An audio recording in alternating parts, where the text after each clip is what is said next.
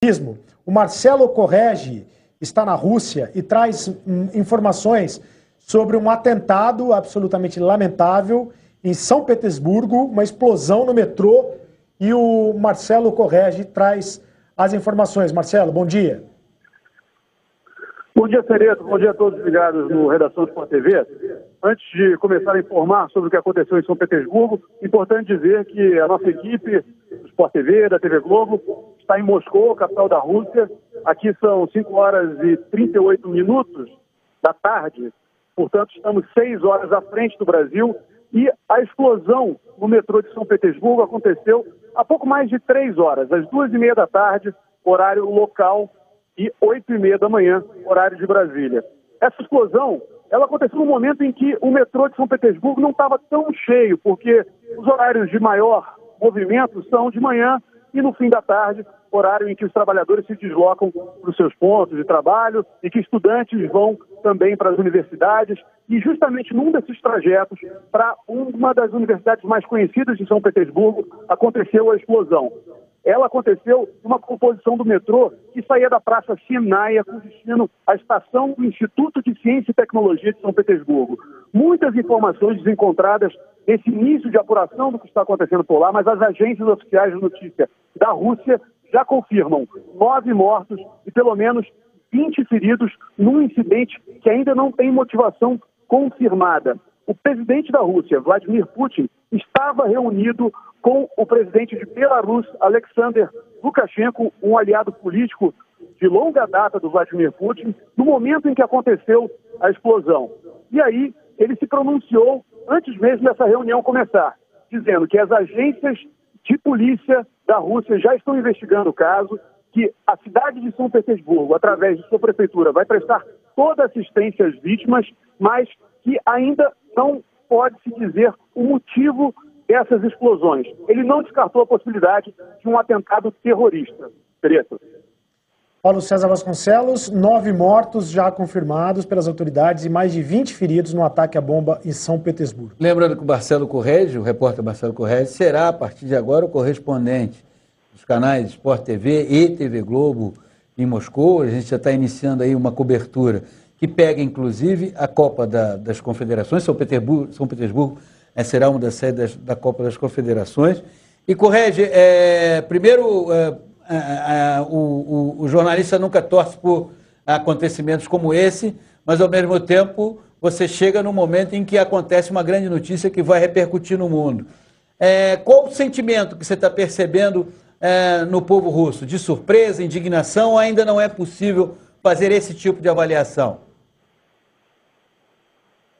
Olha, aqui a gente tem a sensação, por enquanto em Moscou, de que nada de tão grave aconteceu, porque de fato aconteceu há muito pouco tempo, as pessoas estão na rua, em seus horários de trabalho. Nós vemos nesse momento um dia típico de Moscou, apesar da primavera, chuva no início da tarde, agora um pouco de neve, temperatura na casa de 5 graus, as pessoas andando na rua, ainda sem saber exatamente o que aconteceu. Mas à medida que as televisões vão sendo ligadas e as pessoas vão se informando sobre o que aconteceu em São Petersburgo, já se tem uma noção da repercussão que isso pode ter para o futuro. Vale a pena lembrar que São Petersburgo é a sede da final da Copa das Confederações, que começa no dia 17 de junho, portanto, daqui a 2 meses.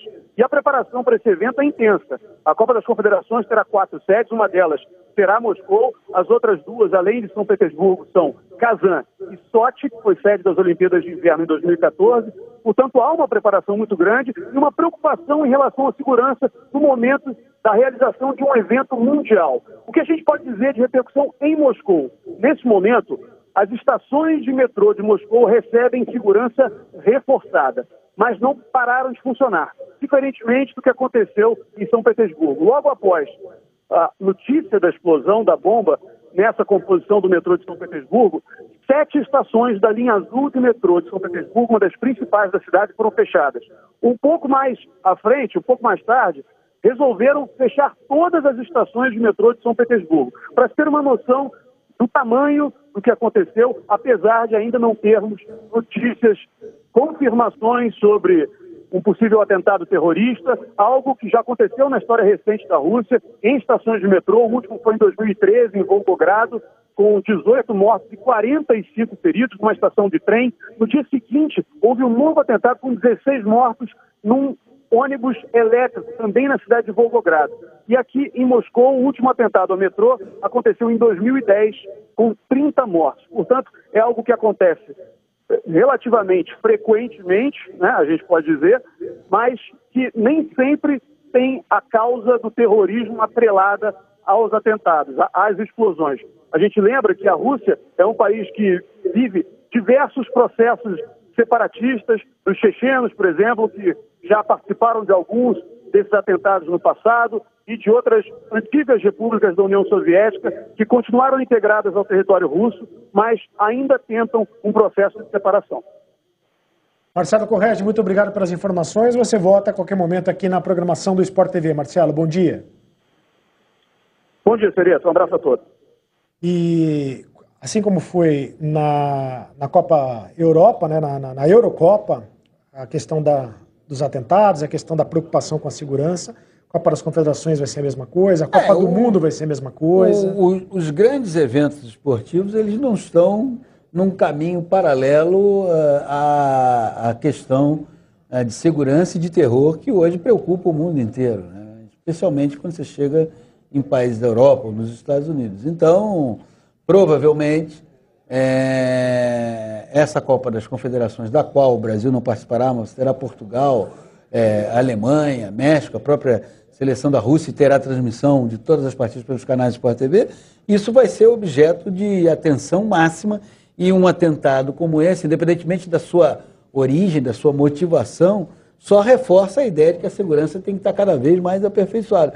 Nós pegamos uma época em que as competições esportivas não tinham uma preocupação exacerbada com a questão da segurança, embora haja um exemplo, os Jogos de Munique, em 1972, em que o mundo ali ficou abalado com o atentado com os atletas, que vitimou os atletas israelenses. A partir dali, a ótica de organização de evento esportivo começa a mudar. E infelizmente isso está acontecendo realmente no mundo todo, parece que não acaba, né? Semana passada teve atentado em Londres, né? E houve até minuto de silêncio na rodada do campeonato inglês. Bom, vamos para a